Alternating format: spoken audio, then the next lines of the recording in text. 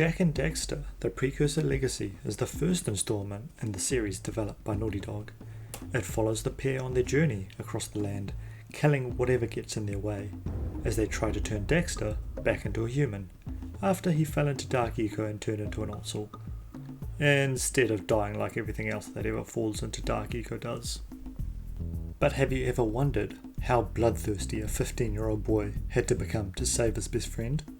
Today, we finally answer that question. What is the Jak and Daxter, the Precursor Legacy, kill count? Rules are simple. Kill one thing, kill count goes up. Also, enemies that respawn when you die can't be counted twice, aka, I am a god, and this is a deathless run. Anyway, with the rules out of the way, let's get into it.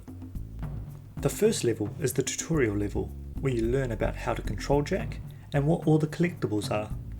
Power cells, precursor orbs, scout fly boxes, and eco.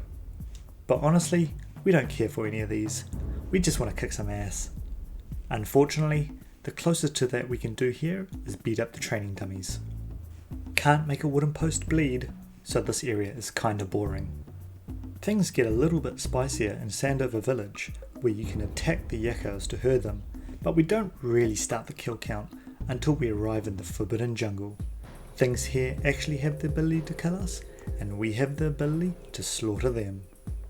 In the jungle we find 3 unique enemies. The lurker snake, which tries to bite us, the hopper, which jumps over us and tries to bite us, and the junglefish, which, bites us as well. We also come up against this purple lurker, which we will be killing a lot in this game. Lastly, we fight our first mini-boss of the game in the Precursor Temple, the dark lurker plant, and its aphid lurker minions. After bashing in the skulls of 3 snakes, 3 jumping frogs, 10 piranhas, 9 bad guys, 6 aphids, and the evil mother flower, we've laid waste to the jungle and we can move on to the next area. Sentinel Beach is a nice place, where there's a frickin' cannon trying to blow our heads off. Once again, 3 unique enemies. Rabid lurker puppies, sandworms who play peekaboo, and lurker hermit crabs. More purple lurkers as well in this area. We make stew out of 9 crabs, 7 snakes, 9 dogs, as well as 4 bad guys before heading back to the island where everything started. Misty Island has only evil minion lurkers around, but they are everywhere. The purple lurkers are flying hot air balloons, and this area's new enemies, the bone armor lurker and quicksand lurker, guard everything as if someone is going to murder them if they screw up. So let's put them out of their misery. Misty Island by far becomes one of the bloodiest areas in the early game, with 50 dead purple lurkers, 16 dead skullheads, and 5 dead mud frogs. 34 of these deaths occurring during the ambush mission. With the early levels out of the way, time for us to travel through the Fire Canyon. There are only 9 purple lurkers scattered throughout the level, but seriously, why are there lurkers here? Why are we not seeing lurkers being burned to a crisp? So we can punch them to death in one hit, but if we try to burn them, they're unkillable? Bunch of bullshit.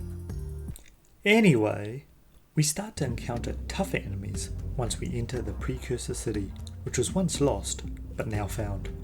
The puffer lurkers make it so you need to time when you attack them. The double lurker requires multiple hits to defeat, and the bullies are just a pain in the ass. Luckily, because they are harder to defeat, Naughty Dog had mercy on us, so there aren't that many to kill. After jump spinning 3 flying pufferfish, beating up 3 horse and jockeys, dive bombing 8 bullies, and attacking 7 purple lurkers, the uninhabited city is once again safe. The Precursor Basin is a zoomer only level, where there are very few enemies, with the only enemies being the puffer lurker, found harassing moles after stealing from the blue sage, and purple lurkers who have taken over the racecourse. There are 4 pufferfish and 5 purple lurkers throughout the level, so it's very easy to save the animals here. Things don't stay peaceful for long, because now we head into the boggy swamp, the most infested area in the game. Shit tons of swamp rats are everywhere, and they are the main enemy types, with a few swamp bats, lurker toads, and purple lurkers scattered into the mix. The rats also come from a nest that infinitely spawn rats, so these need to be killed ASAP. 20 purple lurkers are killed, with 17 of them coming from another ambush mission, 12 bats, 3 frogs, 10 rat nests, and a game high 137 fucking rats are killed, 60 of them being from the farmer minigame.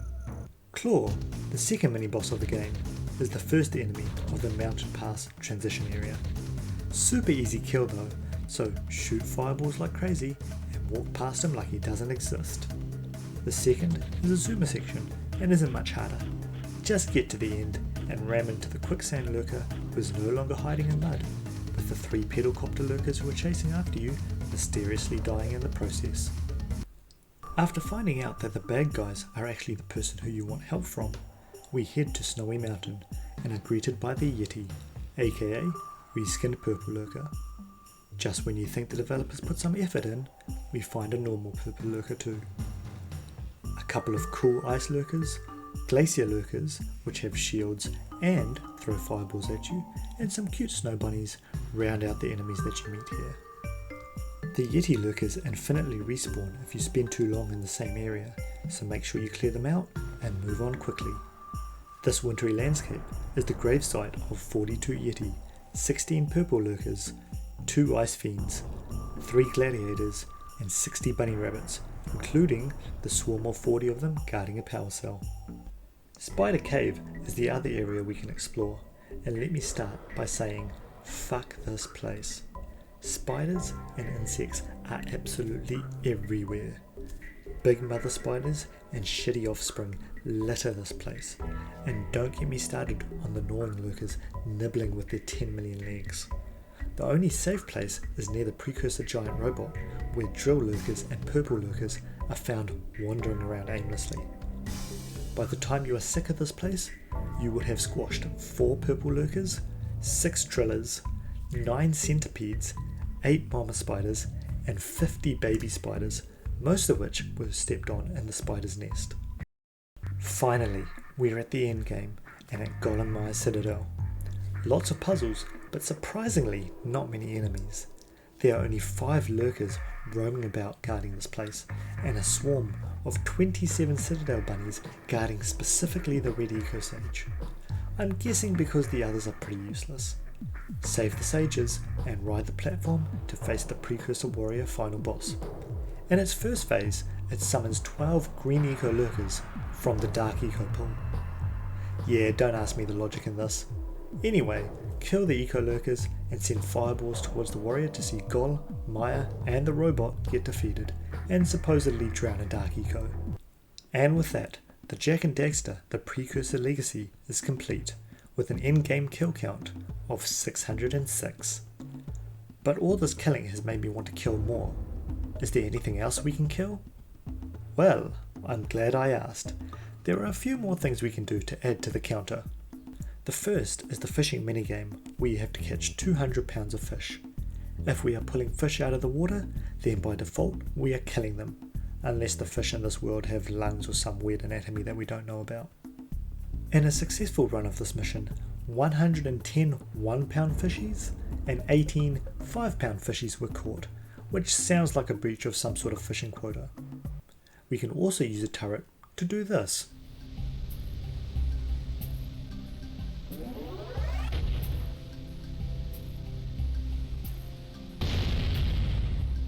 So yeah, add Pelican to the list. And with that, the Jak and Daxter Precursor Legacy kill count is properly complete, with a final game kill count of 735. If you found this entertaining, like the video, subscribe to the channel, and if you want more videos like this, click the bell to be notified when the next video is out. If you have any suggestions about the next game I should do, or any feedback about this video, write them down in the comments below and I'll do my best to address all of them. And finally, if you want to support me so I can make more of these videos, click on my Patreon link to see how you can do so. You see, I need the money because my beautiful child fell into a vat of dark eco and turned into this abomination.